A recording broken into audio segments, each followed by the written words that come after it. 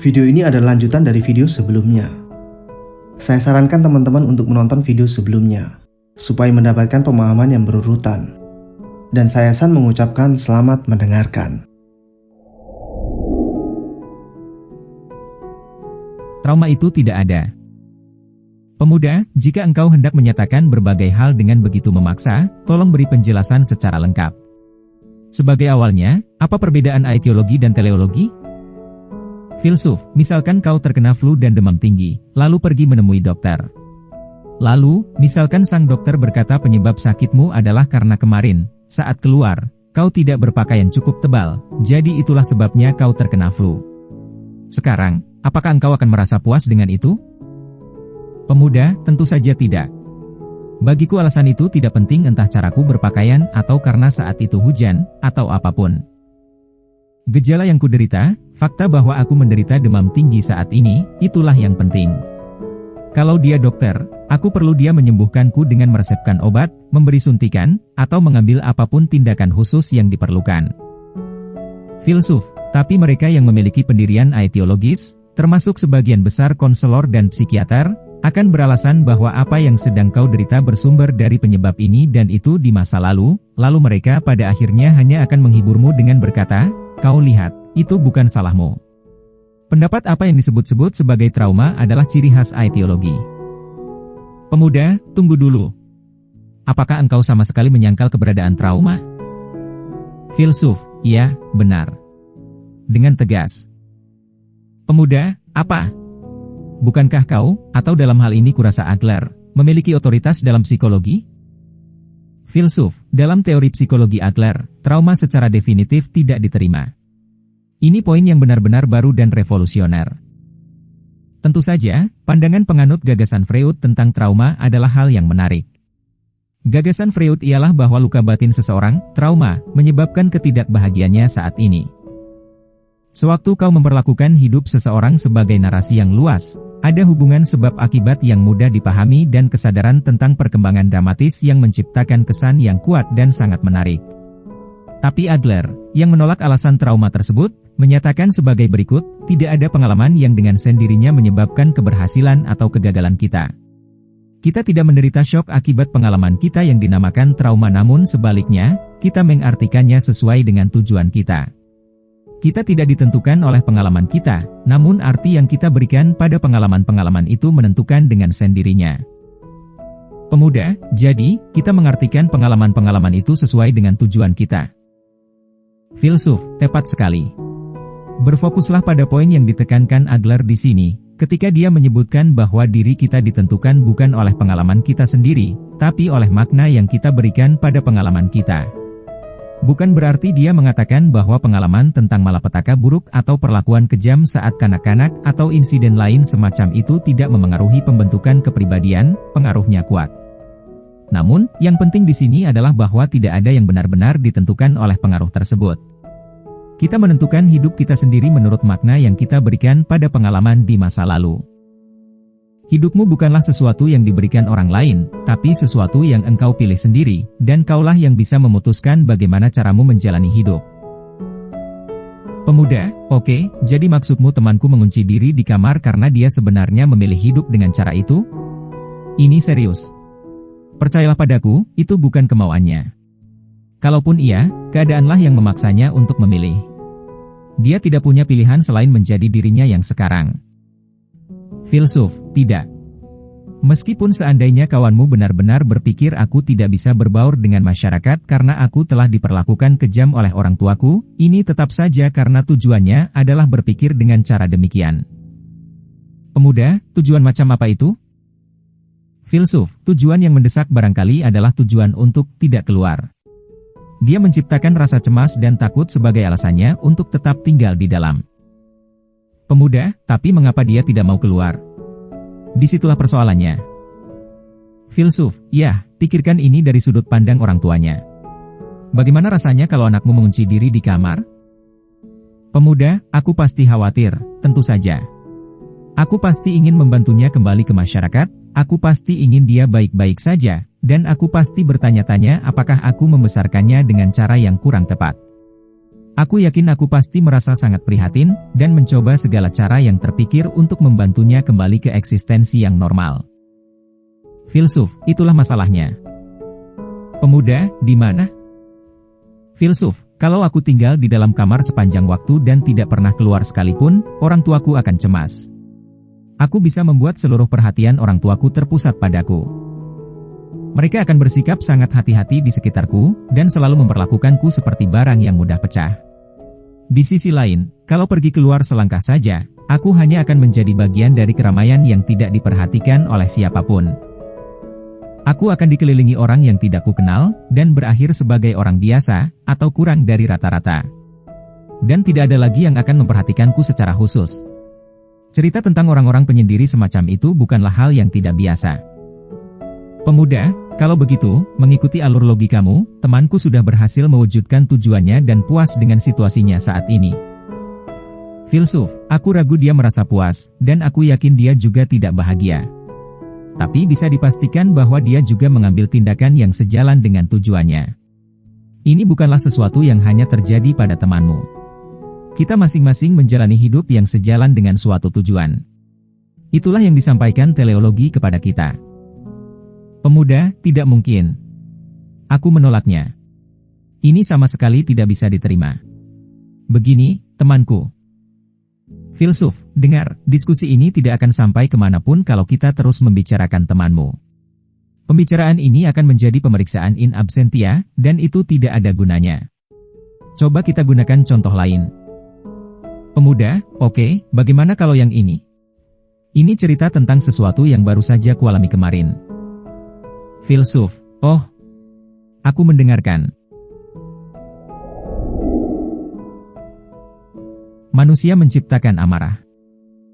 Pemuda, kemarin sore, ketika aku sedang membaca buku di sebuah kedai kopi, seorang pelayan lewat dan menumpahkan kopi di jaketku. Aku baru saja membelinya dan jaket itu adalah pakaianku yang paling bagus. Aku tidak bisa menahan diri dan langsung meledak marah. Aku meneriakinya sekencang mungkin. Aku biasanya bukan tipe orang yang bicara kencang di muka umum. Tapi kemarin, kedai itu berdengung oleh teriakanku karena aku murka dan lupa apa yang sedang kulakukan. Jadi, bagaimana dengan itu? Adakah ruang bagi terciptanya tujuan di sini? Dilihat dari sisi manapun, bukankah perilaku ini memiliki pencetus? Filsuf, jadi, engkau terdorong oleh amarah dan akhirnya berteriak. Meskipun temperamenmu biasanya tenang, kau tidak bisa menahan diri untuk tidak marah. Itu kejadian yang tidak bisa dihindari, dan kau tak berdaya mengatasinya. Itukah maksudmu? Pemuda, ya, karena kejadiannya begitu mendadak. Kata-kataku langsung keluar sebelum aku sempat memikirkannya. Filsuf, lalu, misalkan engkau kemarin kebetulan membawa pisau, dan waktu meledak marah kau terbawa emosi dan menusuknya. Apakah kau masih bisa beralasan bahwa, ini kejadian yang tidak bisa dihindari, dan aku tidak bisa berbuat apa-apa tentangnya? Pemuda, itu. Ayolah, itu argumen yang ekstrim. Filsuf, ini bukan argumen yang ekstrim. Kalau kita mengikuti logikamu, setiap pelanggaran yang dilakukan karena emosi bisa disalahkan pada emosi itu sendiri, dan tak lagi menjadi tanggung jawab orang tersebut, sebab pada dasarnya, engkau mengatakan bahwa manusia tidak bisa mengendalikan emosi. Pemuda, nah, kalau begitu, bagaimana engkau menjelaskan amarahku? Filsuf, mudah saja. Engkau tidak meledak marah lalu mulai berteriak. Kau marah justru supaya kau bisa berteriak. Dengan kata lain, untuk bisa memenuhi tujuanmu berteriak, kau menciptakan emosi amarah. Pemuda, apa maksudmu? Filsuf, tujuan berteriak muncul lebih dulu dari yang lain. Artinya, dengan berteriak, kau ingin membuat pelayan itu tunduk dan mendengarkan apa yang harus kau katakan. Sebagai alat untuk melakukannya, kau menciptakan emosi amarah. Pemuda, aku menciptakannya. Kau pasti bercanda. Filsuf, lalu kenapa kau menaikkan volume suara? Pemuda, seperti yang kubilang tadi, aku meledak marah. Aku merasa sangat frustrasi. Filsuf, tidak. Kau bisa saja menjelaskan persoalannya tanpa menaikkan volume suara, dan pelayan itu kemungkinan besar akan sungguh-sungguh meminta maaf, mengelap jaketmu dengan kain bersih, lalu melakukan upaya-upaya lain yang sesuai. Malah, dia mungkin akan mengirimkan jaketmu ke jasa cuci profesional. Dan di benakmu, engkau telah mengantisipasi bahwa dia mungkin melakukan hal-hal ini. Meskipun demikian, kau tetap berteriak. Prosedur menjelaskan berbagai hal dalam kata-kata yang normal rasanya terlalu menyusahkan, dan engkau mencoba menghindarinya dan membuat orang yang tidak melawan ini tunduk padamu. Alat yang kau pakai di sini adalah emosi amarah. Pemuda, tidak mungkin. Kau tidak bisa membodohiku. Aku menciptakan amarah untuk membuat pelayan itu tunduk padaku? Sungguh, aku tidak punya waktu sedetik pun untuk memikirkan hal semacam itu. Aku tidak berpikir lalu menjadi marah. Amarah adalah emosi yang lebih bersifat impulsif. Filsuf, benar, amarah adalah emosi sesaat. Sekarang dengarkan, aku punya cerita. Suatu hari, seorang ibu dan anak perempuannya sedang bertengkar dengan suara nyaring. Lalu, tiba-tiba telepon berbunyi. Halo? Sang ibu bergegas mengangkat gagang telepon, suaranya masih kental dengan amarah. Sang penelepon adalah wali kelas putrinya. Segera setelah sang ibu menyadari siapa yang sedang menelepon, nada suaranya berubah dan dia menjadi sangat sopan. Lalu, selama kurang lebih 5 menit berikutnya, dia melanjutkan percakapan dengan nada suara terbaiknya. Begitu menutup telepon, ekspresinya berubah dan dia langsung berteriak lagi pada putrinya. Pemuda, itu bukan cerita yang jarang ditemui. Filsuf, tidakkah kau mengerti? Singkat kata, amarah adalah alat yang bisa dikeluarkan saat diperlukan. Amarah bisa dikesampingkan ketika telepon berbunyi, dan dikeluarkan lagi setelah seseorang menutup telepon. Sang ibu tidak berteriak dengan amarah yang tidak dapat dikendalikan. Dia hanya menggunakan amarah dengan suara nyaring untuk menaklukkan putrinya, dan dengan demikian menegaskan pendapatnya. Pemuda, jadi, amarah adalah cara untuk meraih tujuan. Filsuf, itulah yang dikatakan teleologi. Pemuda, aku mengerti sekarang. Di balik topeng kelembutan yang kau kenakan, kau sangat nihilis. Entah itu tentang amarah atau temanku yang penyendiri, semua pemikiranmu dijejali dengan rasa tak percaya terhadap umat manusia. Cara untuk hidup tanpa dikendalikan masa lalu. Filsuf, bagaimana bisa aku bersikap nihilis? Pemuda, pikirkan saja. Sederhananya, kau mengingkari emosi manusia.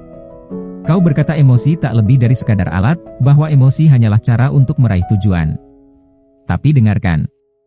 Kalau kau menyangkal emosi, kau sedang mengagulkan pandangan yang berupaya menyangkal kemanusiaan kita juga. Karena emosi kita, dan fakta bahwa kita diombang-ambingkan segala macam perasaan, itulah yang menjadikan kita manusia.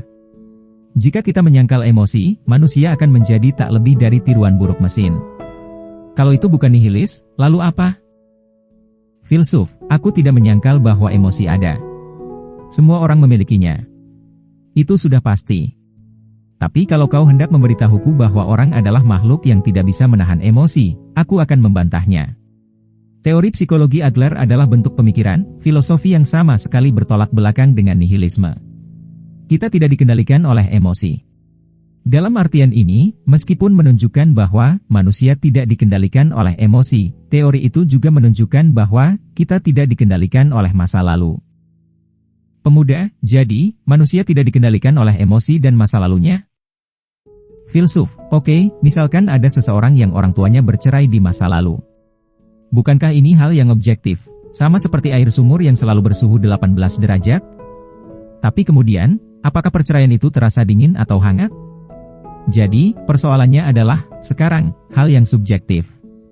Terlepas dari apa yang mungkin terjadi dulu, makna yang diberikan pada peristiwa itulah yang menentukan seperti apa masa kini seseorang.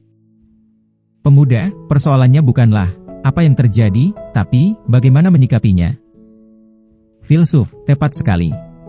Kita tidak bisa kembali ke masa lalu dengan mesin waktu. Kita tidak dapat memutar balik jarum waktu. Kalau memilih tinggal dalam aetiologi, kau akan terikat oleh masa lalu dan takkan pernah bisa menemukan kebahagiaan. Pemuda, itu benar. Kita tidak bisa mengubah masa lalu, dan itulah sebabnya hidup ini begitu sulit. Filsuf, hidup ini bukan hanya sulit. Kalau masa lalu menentukan segalanya dan tidak bisa diubah, kita yang hidup hari ini tidak akan bisa lagi mengambil langkah-langkah maju yang efektif dalam hidup. Apa yang akan terjadi sebagai hasilnya? Kita akan berakhir dengan jenis nihilisme dan pesimisme yang hilang harapan pada dunia ini dan menyerah dengan hidup. Pandangan aetiologis Freud yang dicirikan dengan keberadaan trauma merupakan determinisme dalam bentuk yang berbeda, dan jalan menuju nihilisme. apakah kau akan menerima nilai-nilai seperti itu? Pemuda, aku tidak mau menerimanya, tapi masa lalu sangatlah kuat. Filsuf, pikirkan berbagai kemungkinannya. Kalau seseorang berasumsi manusia adalah makhluk yang bisa berubah, rangkaian nilai yang didasarkan pada aetiologi menjadi tidak bisa dipertahankan, dan tentu saja dia harus mengambil posisi teleologi. Pemuda, jadi maksudmu seseorang harus selalu mengadopsi dasar pemikiran bahwa manusia dapat berubah? Filsuf, tentu saja. Dan tolong dipahami, pandangan aetiologis Freud itulah yang mengingkari kehendak bebas kita, dan memperlakukan manusia tak lebih dari mesin. Pemuda itu berhenti sejenak dan menatap sekeliling ruang belajar sang filsuf. Berbagai rak buku yang menjulang tinggi hingga ke atap memenuhi dinding, dan di satu meja kayu kecil terletak pena dan sesuatu yang terlihat seperti naskah yang baru sebagian ditulis. Manusia tidak digerakkan oleh pencetus di masa lalunya, namun bergerak menuju tujuan yang mereka tetapkan sendiri, itulah klaim sang filsuf.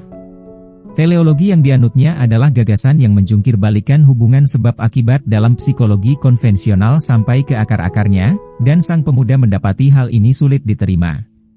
Jadi, dari sudut pandang mana dia seharusnya mulai menyanggahnya? Pemuda itu menghela napas dalam.